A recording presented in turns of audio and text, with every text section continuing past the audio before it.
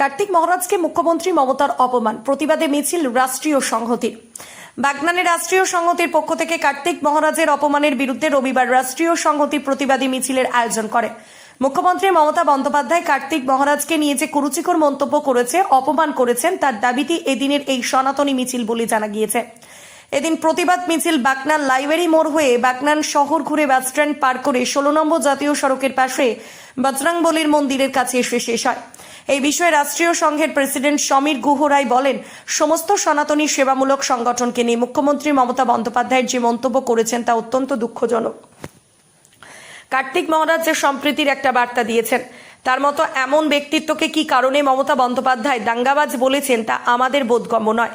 মুখ্যমন্ত্রীকে উদ্দেশ্য করে এই প্রশ্নই তুলেছেন তিনি। প্রসঙ্গত উল্লেখ্য, শনিবার ভোট প্রচারে বেরিয়ে মমতা বন্দ্যোপাধ্যায় বলেন, ভারত সেবাশ্রম সংঘকে আমি খুব শ্রদ্ধা করতাম, আমার শ্রদ্ধা তালিকায় ওনারা অনেক দিন ধরে রয়েছে। তবে বহরমপুর একজন মহারাজ রয়েছেন, আমি অনেক দিন ধরে শুনেছি কার্তিক মহারাজ, তিনি ওখানে বলেছেন আমি তৃণমূলের এজেন্টকে বসতে দেব না।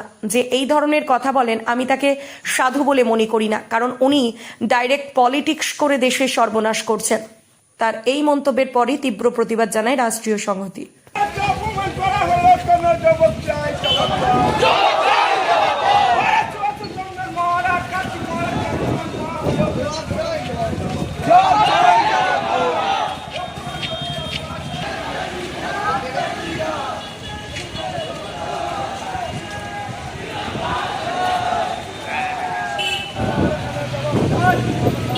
আজকের আমাদের যে এই বাগনান লাইব্রেরি মোড় থেকে যে আমরা সনাতনী মিছিল বের করেছি, তার একমাত্র কারণ হলো যে ভারত সেবাশ্রম সংঘের মহারাজ কার্তিক মহারাজ, ইস্কন, রামকৃষ্ণ মিশন, সমস্ত সনাতনী সেবামূলক সংগঠনগুলোকে নিয়ে মাননীয় মুখ্যমন্ত্রী যে অবমাননাকর কথা বলেছে, সেটা অত্যন্ত দুর্ভাগ্যজনক।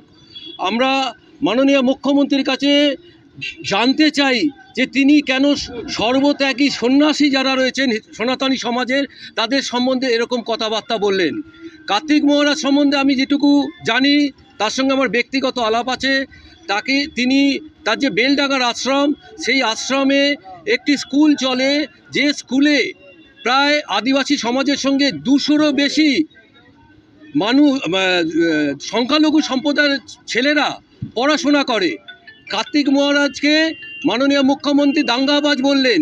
তিনি তো সম্প্রীতির একটা বাতাবরণ তৈরি করেছেন সেখানে, পুরো মুর্শিদাবাদ জেলায়। তার আশ্রমে সংখ্যালঘু মানুষরা আসে, সেখানে তারা খাওয়া দাওয়া করে। তাকে দাঙ্গাবাজ বলার কি কারণ সেটা আমরা বুঝতে পারিনি। যে দুর্যোগকে উপেক্ষা করেই আমরা আমাদের কাজ করে যাব। যে অপমান বা যে অবমাননা করা হয়েছে সনাতনী সমাজকে, তার বিরুদ্ধে আমরা প্রতিবাদ করছি। এই প্রতিবাদ শুধুমাত্র এখানে নয়, সর্বত্র, পশ্চিমবঙ্গে সর্বত্র চলছে। দুদিন আগেই কিন্তু আমাদের কলকাতাতেই স্বয়ং কার্তিক মহারাজের নেতৃত্বেই একটি বিশাল বড় সন্ন্যাসী সমাজ, সেখানে আমিও উপস্থিত ছিলাম। আমরা বাগবাজারের মাইবাড়ি থেকে বিবেকানন্দের বাড়ি পর্যন্ত আমরা একটা মিছিল করেছিলাম। সেখানে কার্তিক মহারাজ সরাসরি মুখ্যমন্ত্রীকে চ্যালেঞ্জ জানিয়েছেন। তিনি কোথায় বলেছেন যে টিএমসির এজেন্টকে তিনি বুথে বসতে দেবেন না? কার্তিক মহারাজকে মুখ্যমন্ত্রী একদম মঞ্চে দাঁড়িয়ে বলছেন দাঙ্গাবাজ। এর বিরুদ্ধে ভারত সেবাশ্রম সংঘ থেকে মুখ্যমন্ত্রীর বিরুদ্ধে একটি মামলা দায়ের করা হচ্ছে। সেখানে মুখ্যমন্ত্রীকে চ্যালেঞ্জ জানিয়েছেন কার্তিক মহারাজ।